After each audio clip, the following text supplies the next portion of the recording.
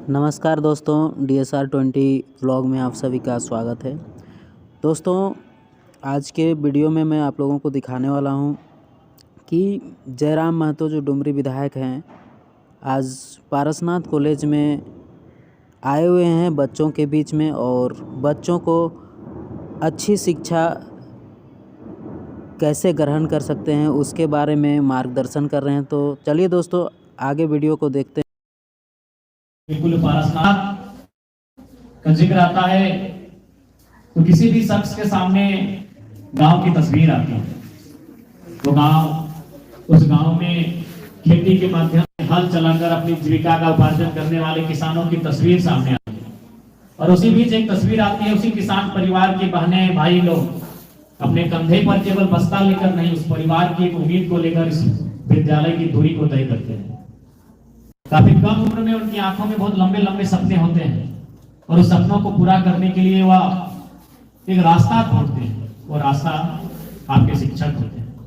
आप अपनी उम्मीदों को, अपने सपनों को लेकर यहाँ तक आते हैं और आज इस कॉलेज प्रांगण में मैं आप सभी से आग्रह करूंगा, क्योंकि वास्तव में आज अगर मैं आपके बीच विधायक के रूप में खड़ा हूं तो बेशक लोगों ने कहा, और वास्तविकता यही है कि इस बार 2024 के सदन में मैं झारखंड का सबसे युवा विधायक हूं। लेकिन मैं युवा हूं इसलिए विधायक नहीं हूं, मैं अच्छा बोलता हूं इसलिए विधायक नहीं हूं, मैं इसलिए विधायक हूं क्योंकि मैंने उस कहावत को पुनः चरितार्थ किया है कि शिक्षा शेरनी का दूध है, जो जितना पिएगा उतना गाढ़ेगा। और पहला झारखंड के इतिहास का भी शायद मैं पहला विधायक हूं जो स्टूडेंट MLA। जो लोग भी विधायक बने वो पढ़ाई लिखाई छोड़ने के बाद विधायक बने। और आपको तो मालूम है हमारे सदन में 50 से 30% ऐसे विधायक जो शायद मैट्रिक भी नहीं किए। यानी हम झारखंड के 24 सालों के हिस्ट्री में पहला विधायक है जो स्टूडेंट MLA। स्टूडेंट लीडर तो होते हैं, स्टूडेंट लीडर हर कॉलेज में होते हैं, छात्र नेता होते हैं, लेकिन छात्र विधायक हम झारखंड के इतिहास में पहला है, क्योंकि हम अभी करंट स्टूडेंट। ऐसा नहीं कि मेरी पढ़ाई छोटी है। मैंने 2017 में मास्टर पास कंप्लीट किया है और उसी साल मैंने विनोबा भावे से एंट्रेंस टेस्ट दिया था PhD का, उसको मैंने पास किया है। और उसी 2018 में मैंने एडमिशन लिया है विनोद बिहारी महतो विश्वविद्यालय धनबाद में। और चूंकि पिछले 2 सालों में काफी आंदोलन रहा तो समय का अभाव रहा, और पहला कि हम अभी अपनी पढ़ाई को जारी रखें, क्योंकि मुझे मालूम है कि आज मैं अपनी शिक्षा की बदौलत ही यहाँ तक आया हूँ। इसलिए आप तमाम मेरे जो छोटे छोटे भाई बहन लोग यहाँ बैठे हैं छात्र छात्रा के रूप में, आपको मेरा यही संदेश होगा। आज जिस जयराम महतो से आप परिचय हो रहे हैं, आज इसके चर्चे दिल्ली से लेकर उत्तर भारत से लेकर नॉर्थ भारत से लेकर कश्मीर तक है। चूंकि आज इस विधानसभा के चुनाव में जो हमारे पक्ष में परिणाम आया है, भले विधायक तो हमारी पार्टी से एक जीत कर गया, लेकिन काफी ज्यादा वोट आने के कारण पूरी चर्चे हैं। तो उसका कारण यही कि हम पढ़े लिखे थे, पढ़े लिखे युवाओं को हम लोगों ने आगे किया, तो आज ये परिणाम हम लोगों ने हासिल किया है। इसलिए आपसे भी हमारी आग्रह होगी कि आप पढ़ाई लिखाई में कटौती ना करें, क्योंकि इसलिए मैं आपको ये संदेश देना चाहूंगा, क्योंकि मेरा मानना है कि आप कम से कम हमसे तो बेहतर परिवार से आते हैं। क्योंकि बहुत सारे लोग शिकायत करते हैं कि पापा की कमाई नहीं है, माँ के पास 2 पैसे नहीं है, इसलिए हम पढ़ाई पूरी नहीं कर पाते हैं। ये शिकायतें आपको अक्सर आती हैं। तो मैं आपको बताना चाहूंगा कि आप हमसे निर्धन परिवार से शायद नहीं होंगे। इसलिए नहीं होंगे क्योंकि मेरे परिवार में मैंने बहुत करीब से देखा। जब मेरा परिवार है तो मैं करीब से ही देखूंगा। मेरे परिवार में 20 साल ऐसा बीता है जहां कोई पुरुष मुखिया नहीं, यानी उस परिवार में आप कह सकते हैं मर्द।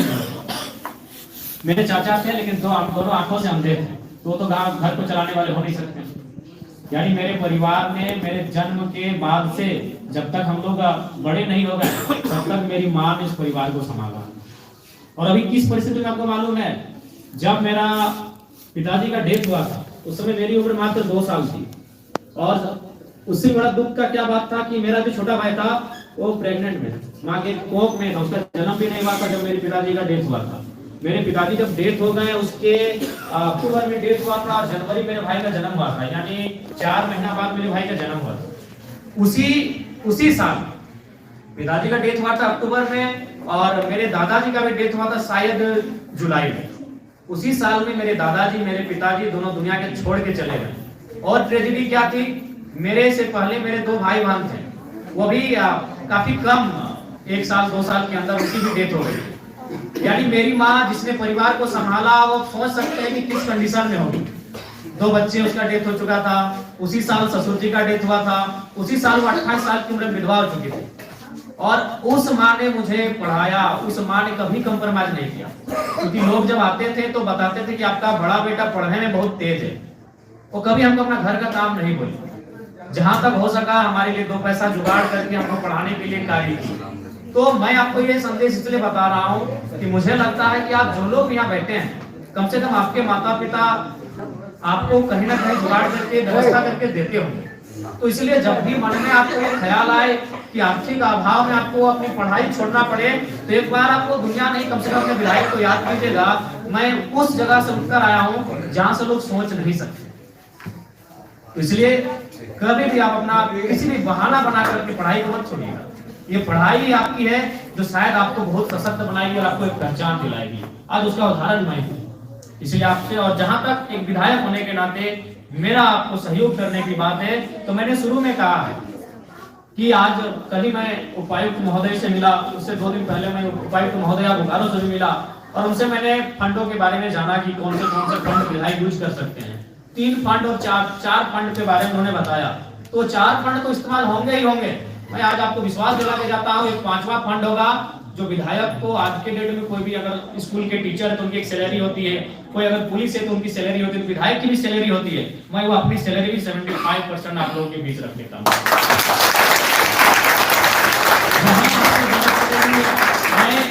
और चूंकि मैंने पहली प्राथमिकता शिक्षा को ही रखा है, क्योंकि अगर युवा शिक्षित होंगे, भाई बहन लोग शिक्षित होंगे, तो निसंदेह वो अपने अनुसार रास्ता तय कर लेंगे। जब उन्हें हम हुनरमंद बना देंगे, जब उन्हें हम अकलमंद बना देंगे, तो अपने प्रतिभा के आधार पर वो कहीं ना कहीं पे रास्ता बना लेंगे।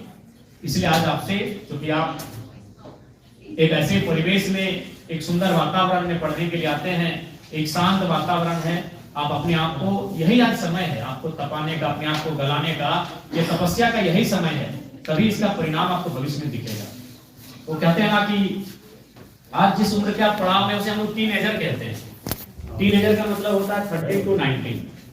ये एक ऐसा उम्र होता है जिसकी तुलना हम नदी से करते हैं। नदी जिसमें बारिश के मौसम में नदी को आप देखते होंगे, जब वो नदी अपने रास्ते में चलती है तो अपने रास्ते से हट के चलती है, कभी पहाड़ों से टकराती है, कभी वृक्षों को डुबा के ले जाती है, कभी चट्टानों से टकराती है, और वो अपने तूफानी अंदाज में बहती चली जाती है, क्योंकि वो बरसाती नदी होती है। लेकिन अगर उसी नदी में अगर डैम बनाए तो वो डैम का पानी निर्जन ऐसे भूमि पर जाएगा जहां पानी की संभावनाएं नहीं है और विकसित होने का कार्य होगा। तो डैम का तात्पर्य है आप अभी एक नदी के समान हो। जो भी छात्र छात्राएं हमारे सम्मुख बैठकर हमें सुन रहे हैं, आप एक नदी के समान हो। कौन सी नदी? जो बारिश के महीने में तांडव मचाती है। आप उम्र के उस पड़ाव में हो, तो आप में जब तक डैम नहीं बनेगा तब तक आप किसी को उन्नति का कार्य नहीं करेंगे। तो डैम का मतलब है अनुशासन, डैम का मतलब है आपके शिक्षकों की निगरानी, डैम का मतलब है मर्यादा।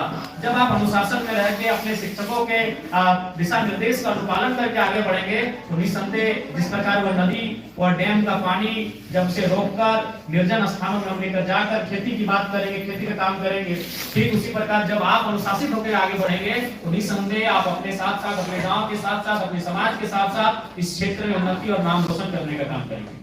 इसलिए आप सभी समाज भोजन में कटौती कर लीजिएगा, अपने पहनाव में कटौती कर लीजिएगा, लेकिन अपनी शिक्षा को लेकर कभी कटौती मत कीजिएगा, उसमें कभी कंप्रोमाइज मत कीजिएगा। मैं आपसे यही आग्रह करना चाहता हूँ, आपको मैं यही संदेश देना चाहता हूँ। समय का अभाव है और चूंकि इसके बाद भी 2-3 कॉलेज में हमारा आज कार्यक्रम है, एक विधायक के नाते जो भी आप हमसे अपेक्षाएं रखेंगे आप निश्चिंत रहें, क्योंकि आपने कहा कि हम लोग युवा हैं, तो युवा दौड़ने वाले हैं, भागने वाले हैं, तो अपनी अपेक्षा आपने जो रखा है उस अपेक्षा से ऊपर उठकर हम आपका सहयोग करेंगे।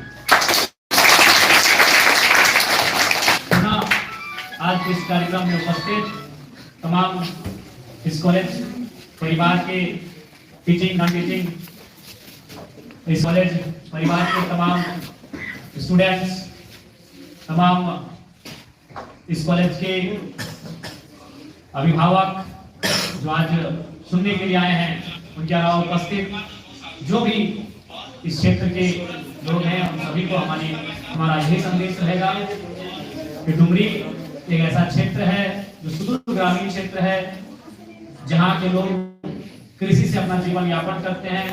अतः आज इस क्षेत्र में एक बेहतर एजुकेशन हब के रूप में हम लोग तब्दील करते हैं, ताकि यहाँ के बच्चों को हजारीबाग और इधर धनबाद नहीं, डुमरी में ही उसी तर्ज की शिक्षा प्राप्त हो। हम ये प्रयास करेंगे।